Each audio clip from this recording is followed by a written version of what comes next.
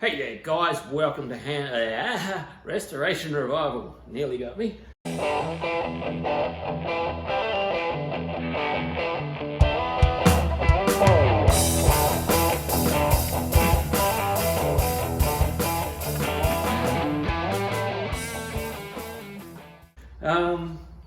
So, been taking note on the way other YouTubers use the camera, and I'm not that bad really compared to some of them. Well, I shouldn't do that, I'm too old to do that. Yeah, even people like Hoonigans, like the big top fucking top YouTubers, they're not real good on their camera work. So yeah, I'm not that worried. But yeah, I'll keep in mind, try not to do this sort of stuff. But yeah, plans. I've got one more week left of work before I am self-employed completely. Getting excited and nervous. Mostly excited. But yeah, in this shed here, this was my daily driver shed, so nothing really much happened in here. But seeing my main shed, that's where all the big work goes on, all the customers' cars and all of that. So my cars are going to be up here and I'm going to work on them up here. So this is, you'll see a lot more of this shed, is what I'm saying. So I'm getting some power put in this shed, not this week, but the week after. I'm going to put an LED, maybe one there and one there. Oh, sorry, can't see what I'm pointing at. One up there, can you see that? And one up there, one on either side. And I'm probably going to maybe put button operated roller door motor things on the roller doors. And yeah, I'll probably put just a little workbench in the corner over there. And because I'm going to be bringing my big toolbox home from work, I'll bring my smaller tool cabinet up and put it right there. So yeah, my cars will be done in here. So today I'm going to do some work on the 240Z. I'm going to take the springs out so I can lower it down as far as I can to get the wheel clearances right for these 9-inch rims. So that's my job. We'll go through how to remove the springs from the struts. Yeah. Alright, let's go down the main shed because I've got some things I'm doing in there as well. See you down there. So this little air compressor here, that's going to go up in my other shed because I've got my bigger air compressor down here. That's just my spare. So yeah, I just turned the light on. Hang on a minute. So in here, I've got a power point right here that's dead. It's not connected to anything. So I'm getting that connected up, and I'm getting another LED strip light up the other end there because it's dark up that end of the room. And I've got to organise everything in here. Now most of my music stuff's been shifted up to the house. I've got all this free floor space here. So reorganisation. Yeah, I'm putting an extra LED strip light in the middle because I've got one right there and one all the way there. And I've got this big space in the middle where there's no light. So getting another one put in there. A new project in the shed. It's a 240Z. This is a left-hand drive 240Z. Not much body work to do. Just got to do something about that dog leg that's missing. It's not even there.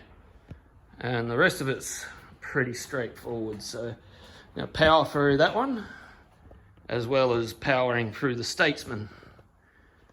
So we'll be splitting the week in half between the two.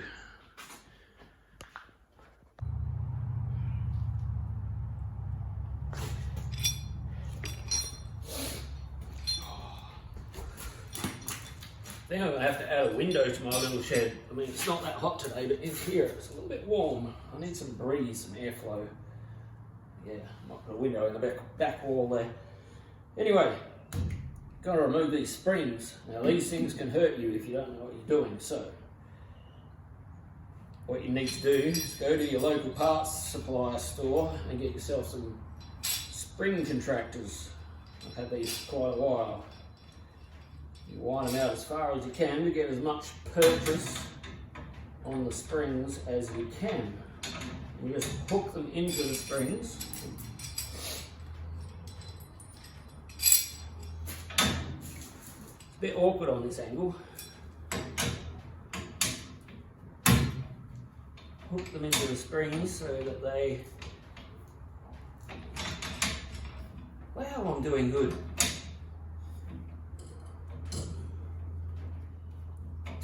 It's not this hard, come on. Okay, we'll go on that one. Okay. Hook them into the springs like so.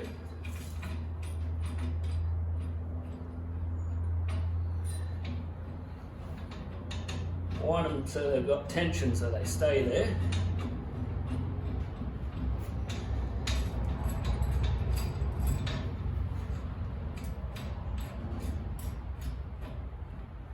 Put one on either side.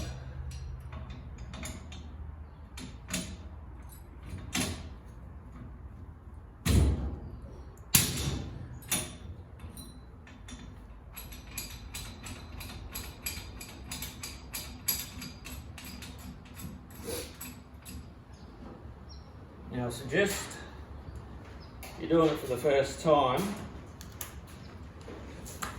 that you just use a ratchet socket, because the where the socket where you put your socket on the end of your extension, they just slot straight into the top like so. So I've just got to get a battery quickly.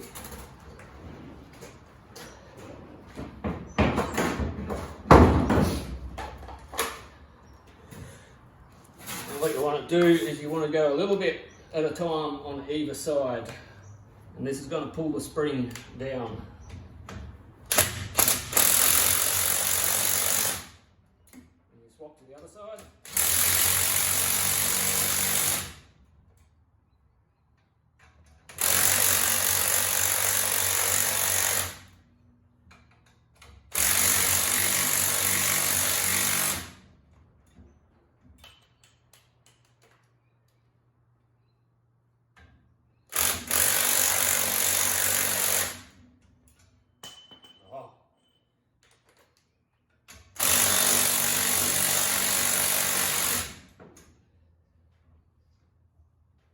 Okay, now I can feel that the spring is loose in the saddle.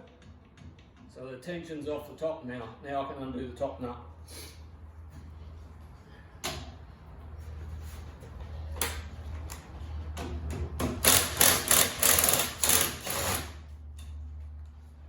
Like so. And that should just come off. And then you can pull your spring off.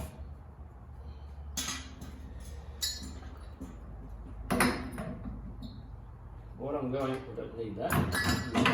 So what I'm going to do now is I'm going to put it into the car without the spring. So we bolt that to the top of the strut tower, and then I can lower the wheel as far as I want to.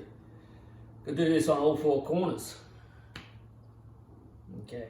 So the reversal of putting the spring back in is just that. It's just the reversal. Put the spring clamps on, tension it down, put it on, put the nut on, and Bob's your uncle. Well, in this day and age, it could be your auntie, I don't know. Who knows? Alright. So yeah, put you on fast motion, I reckon. We'll do the rest.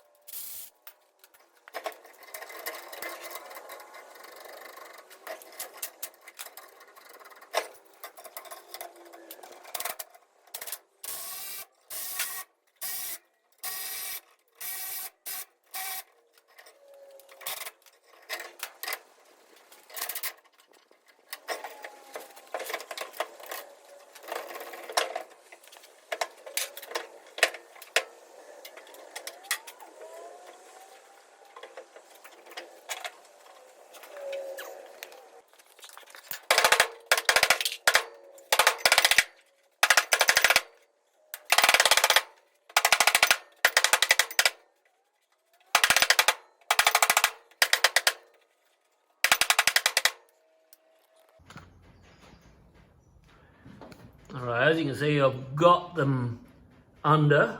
It's still touching the tyre, so I've got a little bit more work to go yet.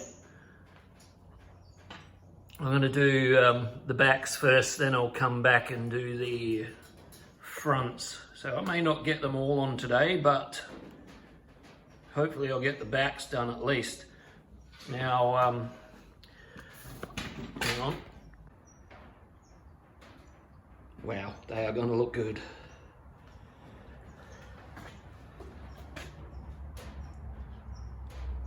This side hasn't had any work done to it at all yet. You see, it's not far off. Fronts are going to need a little bit extra work, I think, but they're only a single panel, so it won't be so bad. I'm going to keep going, guys. Well, that escalated quickly. I was hoping to keep the reverse curve of the wheel arch, but I couldn't get the wheel arch up high enough without modifying the inner wheel tub. So I've got mini flares, but I'm okay with that. That looks good. That's quite good fitment now. That's on the bump stop, so it can't go any lower, and it rolls. It rolls without scraping. That's what I wanted. So I'll probably have the top of the wheel arch sitting higher than that. Obviously it'll probably sit just level with the tread, so I can actually go through bump stops without scraping the bottom of my car. Yeah, nice. Okay guys, there we have it. Sitting and rolling. The front guards don't look too bad. They're still going to need a little bit of work, but not a lot. Not too much at all, really, because it is rolling and not only just touching them. So what I've got to do is I've got to make it so I can bolt these guards on. That one I can bolt on, but this one here I've got to finish off. It's got the this part here has to be finished off. It hasn't got the inner framework, so I've got to put that in so I can actually bolt it to the car, and then I'll know whether it's going to fit or not. But I can take these off the car and work on them off the car, so that's a bonus. It won't be as hard as the back ones. Not that the back ones were terribly hard, but just look at that thing, would you? Just look at it. Would you look at that? Oh my God, that thing's gonna look good when it's finished. Yes.